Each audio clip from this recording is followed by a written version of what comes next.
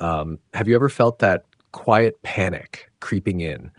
The fear that you're being left behind simply because you don't have a college degree? Maybe you started university but never finished, and people around you whispered that you'd thrown your future away. Maybe you never stepped foot on a campus at all, and every time someone asks, "So, where did you study?" your chest tightens with embarrassment. Or maybe you're watching old classmates post graduation photos, caps in the air, while you clock in at a job that drains your soul, wondering late at night if one decision quietly doomed your entire life. If any part of that sounds familiar, you're not alone. For years, you may have been told that without a degree, you're destined to stay small, that success has rules and you already broke them, that doors are closed forever. But this story exists to challenge that lie. Because once upon a time, there was a young man who didn't just fail university, he was expelled, branded a disappointment, a warning example. Even those closest to him stopped believing in what he could become. And yet, 10 years later, that same man rose to become one of the most respected and successful entrepreneurs in his entire city. Not in spite of leaving school, but because of what life taught him after the classroom doors slammed shut. So don't click away. Stay with me until the very end. What you're about to hear might completely reshape how you see your past and, more importantly, your future. In a crowded city where universities dominated the skyline and framed diplomas filled office walls, there lived a 22-year-old young man named Daniel, standing at the very edge between being written off and rewriting his destiny. Daniel had walked into the most prestigious business school in the state, believing this was the moment his life truly began. Becoming someone important wasn't just a dream, it was an expectation. His parents had sacrificed for years to pay the tuition. Teachers praised his intelligence. Friends looked at his acceptance letter with envy as if his future was already guaranteed. From the outside, everything looked perfect. But inside, Daniel was quietly suffocating. It wasn't that he lacked intelligence. It was that the classroom felt less like a launch pad and more like a prison. While professors dissected theories pulled from dusty textbooks, Daniel stared out the window, imagining real companies, real customers, real problems waiting to be solved. He didn't want to memorize stories about other people's success. He wanted to build his own. Slowly, the cracks began to show. Straight A's turned into B's. B's slipped into C's. By his third year, Daniel wasn't skipping class to party. He was hiding in the library, not studying for exams, but researching business models, suppliers, and online marketplaces. Late at night, while his roommates either celebrated or crammed for finals, Daniel worked alone, launching a small online store selling handmade leather goods. Order by order, dollar by dollar, sleep sacrificed without complaint. Then came the meeting that changed everything. One afternoon, his academic advisor summoned him to her office. She studied his transcript in silence before finally looking up, disappointment heavy in her eyes. "Daniel," she said, "you're failing 3 courses. If you don't get your priorities straight, you will be expelled. This little business obsession of yours is destroying your future." His chest tightened, but he spoke anyway. "It's not just a hobby," he said quietly. "I made $3,000 last month." She shook her head without hesitation. "That's nothing," she replied. "Pocket money. Without a degree, this business will fall apart, and when it does, what will you have left?" Her answer came cold and final. Nothing. 2 months later, despite sleepless nights and desperate attempts to recover, Daniel was officially expelled from the university. As he packed his dorm room, it felt like the entire world was watching him lose. His parents cried in disbelief. His friends avoided eye contact, unsure of what to say. His younger brother looked at him and said softly, almost casually, "I guess I'm the successful one now." Daniel moved back into his childhood bedroom, a 22-year-old dropout living under his parents' roof, surrounded by old trophies and faded memories of a future everyone once believed in. Every night, he lay awake staring at the ceiling, replaying his advisor's words over and over again. "Without a degree, you'll have nothing." He glanced at his small leather business, orders trickling in slowly. Was this really worth throwing everything away for? Or were they all right? Was he just another failure hiding behind excuses? For 3 long months, Daniel tried to do what everyone said was responsible. He searched for a real job. He sent out 47 applications: marketing coordinator, sales assistant, administrative roles, entry level positions, anything that might prove he still had value. And rejection after rejection began to answer him. Every application ended the same way: a polite email, a cold sentence. We've decided to move forward with candidates who hold a bachelor's degree. Over and over again. At family gatherings, the questions came without mercy. One night, his uncle laughed loudly across the dinner table. "So, Daniel, still messing around with that little craft thing of yours?" The room fell silent. Forks stopped moving. His mother stared at her plate, pretending not to hear. No one defended him. Meanwhile, his old high school friends, the ones who once asked him for advice, were graduating with honors. Their social media feeds were flooded with caps in the air, proud parents, polished smiles. Success, neatly framed. Daniel lay in bed scrolling through Instagram, feeling like time itself had chosen everyone else and forgotten him. One evening, after reading yet another rejection email, Daniel sat alone in his childhood bedroom. Leather tools covered the floor. Unsold wallets sat stacked in boxes. The room smelled like oil, leather, and disappointment. He checked his bank account. $847. That was all he had left. The business was barely surviving. No degree, no job offers, no safety net, no clear future. With shaking hands, Daniel opened his laptop and logged into his website, the one thing he'd built with his own hands. He hovered over the option to shut it down forever. Everyone was right, he whispered to himself. I should have stayed in school. His finger moved toward the delete button. Then, a notification appeared. New email. Daniel almost ignored it, but something made him stop. The sender's name read Michael Chen. He opened it. Daniel, the message said, I just received the wallet I ordered. The craftsmanship is outstanding, some of the best I've seen in years. I own a boutique hotel chain, and I'd like to talk to you about a wholesale order for 500 pieces. Let me know if you're interested. Daniel froze. He read it once, then again, then a third time, just to be sure. 500 pieces. That wasn't a hobby. That wasn't pocket change. That was $37,500 in revenue. In that silent bedroom, surrounded by doubt, tools, and unfinished dreams, everything suddenly changed. Daniel's hands were trembling. He shut the laptop, but he didn't delete anything. Instead, he did something he hadn't allowed himself to do in months. He searched for proof. Daniel typed into Google, successful entrepreneurs without college degrees. What appeared on the screen stopped him cold. Richard Branson, Steve Jobs, Mark Zuckerberg, Michael Dell, Larry Ellison, Oprah Winfrey. Different industries, different backgrounds. One shared truth: none of them had finished university. But what hit Daniel even harder wasn't the famous names. It was a local story. A man named Robert Martinez, someone who had started with nothing, no degree, no connections, and built a manufacturing company through obsessive learning, brutal trial and error, and relentless execution. Before doubt could creep back in, Daniel sent an email. I'm a dropout trying to build something real. Would you be willing to let me buy you a coffee and ask for advice? 3 days later, Daniel sat across from Robert in a quiet cafe. Robert was 52. Broad-shouldered, the kind of man whose hands told stories of decades of work. He carried a calm, grounded confidence, not loud, not flashy, the kind that doesn't need to prove itself. Robert stirred his coffee and looked up. So, he said casually, you dropped out, and now everyone thinks you're a failure. Daniel nodded, heat rising to his face. Robert smiled. Good, he said. That means you've got something to prove, and if you use it right, that's one of the strongest fuels on earth. He leaned forward and reached into his pocket, placing 2 business cards on the table. This one, Robert said, tapping the first card, says MBA, Harvard Business School. Sounds impressive, right? Daniel nodded. Robert slid the second card forward.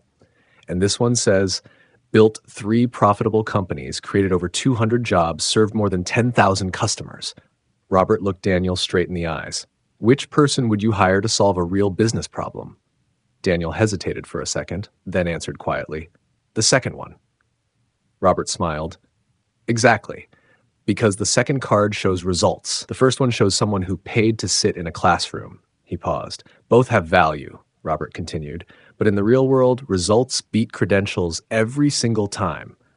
Robert took another sip of coffee. Here's what they don't teach you in school, Daniel. A degree is a standardized path. It's safe, predictable. It tells employers This person can follow instructions and complete assignments. Then he leaned in closer. But building something from nothing, that's a different game. He spoke slowly now. It means failing in public, listening to customers instead of professors, adapting without permission, solving problems no textbook has answers for. Those skills aren't learned in lectures. They're earned by doing. Robert reached for a napkin, laid it flat on the table, and drew 3 simple circles. Every successful person, Robert said, with a degree or without one, eventually builds the same 3 things. He tapped the first circle on the napkin. First, real skills, not theories, not concepts you can repeat on an exam. Skills you can prove. Can you create something people actually want to buy? That's a skill. Can you sell and communicate value? That's a skill. Can you manage money without destroying yourself? That's a skill. Robert shook his head slightly. You don't learn those by reading slides or memorizing definitions. You learn them by doing, by failing, by fixing what broke. He moved to the second circle. Second, real results. Your work must speak for you. Don't tell people you understand business. Show them the business you built. Don't say you make quality products. Show them 500 5-star reviews. He looked Daniel in the eye. In the real world, your portfolio is your resume. Then, Robert pointed to the final circle. And third, real relationships. He paused longer this time. This is the part no one likes to talk about. Degrees give you alumni networks, but real success comes from real relationships. Customers who trust you, mentors who challenge you, partners who believe in you before the results are obvious. He leaned back. You don't get those by collecting certificates. You earn them by showing up, delivering value, and keeping your word. Robert slid the napkin across the table toward Daniel. For the next 6 months, he said calmly, I don't want you worrying about what you don't have. No degree, no fancy title, no approval. I want your entire focus on building these 3 things: real skills, real results, real relationships. Then Robert's expression sharpened. And Daniel, stop calling yourself a dropout. Daniel looked up. You're not someone who failed the traditional path, Robert said. You're someone brave enough to walk away from it and build your own. There's a difference. Daniel left the coffee shop with the napkin folded carefully in his pocket, and something he hadn't felt in months: clarity. The very next morning, he replied to Michael Chen and accepted the hotel order. It terrified him. 500 wallets. He had never produced more than 20 in a single month. But this time, he didn't panic. He didn't make excuses. He learned. Daniel watched 47 YouTube videos on scaling leather production. He reached out to experienced craftsmen and asked questions without ego. He negotiated better deals with suppliers. He converted his parents' garage into a small, messy, inefficient, but functional production system. While his friends with degrees celebrated their first jobs paying $45,000 a year, Daniel worked with his hands, his mind, and his fear, building something real from nothing. Daniel worked 80-hour weeks inside a cramped garage, surrounded by half-finished wallets, discarded scraps of leather, and the constant smell of glue and sweat. He made mistakes. Orders had to be redone. Entire batches were thrown away. Progress came slowly and painfully. But something changed. Every week, his hands moved faster. His cuts grew cleaner. His process became sharper. What once took hours now took minutes. Failure stopped feeling like proof of weakness and started feeling like training. When the deadline arrived, Daniel delivered the full hotel order, on time. Michael Chen was impressed, not just by the product, but by the professionalism. Soon after, Michael introduced Daniel to 3 other boutique hotel owners. One conversation turned into another. One order turned into several. Daniel's revenue exploded from $3,000 a month to over $18,000. For the first time, the business was bigger than him. He hired his first employee, a fellow dropout named Sophia. She had no formal resume, no polished portfolio, but her design instincts were extraordinary. Together, they expanded the product line, refined the brand, and elevated the quality beyond anything Daniel had imagined alone. At home, things changed too. One evening, his father, who hadn't mentioned the business in months, broke the silence. Son, he asked quietly, is this actually working? Daniel turned his laptop toward him and opened the bank account. His father's eyes widened. He said nothing. He didn't need to. Daniel also began attending a local entrepreneur meetup. The first time he walked in, doubt followed him through the door. People introduced themselves with impressive LinkedIn titles and polished success stories. He felt like an imposter. But when Daniel shared his own journey, expelled student turned craftsman, the room leaned in. People asked questions. They listened. They offered help. One mentor connected him to a retail buyer. Another taught him how to price for growth instead of survival. A third introduced him to investors, opportunities Daniel wasn't ready to take yet, but grateful to see existed. 6 months after that coffee meeting with Robert, Daniel faced his greatest test. A competitor entered the market, armed with an MBA, a polished brand, and $200,000 in funding. Their marketing was aggressive. Their ads were everywhere. Daniel felt the old fear crawl back in. Maybe I can't compete with educated, well-funded people. Then he remembered the napkin. He didn't have an MBA, but he had real skills. He could produce better products, faster, with fewer defects than anyone else. He didn't have venture capital, but he had real results. Over 1,200 five-star reviews and growing. And most importantly, he had real relationships, loyal customers who trusted him. When the competitor tried to undercut prices, Daniel didn't respond. His customers did. Don't buy the cheap knockoff. Support Daniel. He's the real deal. Quality over hype every time. 9 months later, the competitor burned through their funding and shut down. Daniel's business didn't just survive, it kept growing. 3 years after being expelled from university, Daniel walked past his old campus. Students hurried to class, stressed about exams, anxious over grades and deadlines. He used to be one of them. Now, Daniel employed 15 people. His company generated more than $2 million in annual revenue. His story appeared in business magazines. Other founders asked him for advice. But beyond the money, beyond the recognition, Daniel had gained something far more valuable: proof. Proof that his worth was never defined by a diploma. Proof that success doesn't follow a single checklist. Proof that building your own path, though harder, can lead somewhere far greater. Daniel met Robert for coffee one more time. Not to ask for advice this time, but to say thank you. Robert waved it off with a calm smile. "You don't need to thank me," he said. "You did the work, you took the risk, you earned the result." Daniel shook his head gently. "No," he replied. "What you gave me was permission to believe that a different path was possible." Robert smiled wider. "That's the truth about non-traditional success, Daniel," he said. "Society will never give you permission. You have to give it to yourself." And that's the real lesson here. Daniel's story is not about whether college is good or bad. It's not about dropping out or staying in school. It's about understanding one simple truth. There is more than one road to success. A degree is one path, not the path. If you're watching this without a degree, if you left school halfway through, if you're standing at a crossroads wondering if you're already behind, remember these 3 things. First, your value is not measured by certificates hanging on a wall. It's measured by the problems you solve, the value you create, and the lives you impact. Second, traditional education teaches you how to follow proven paths. Non-traditional education teaches you how to create new ones. Both matter. Neither is superior. They simply serve different kinds of people.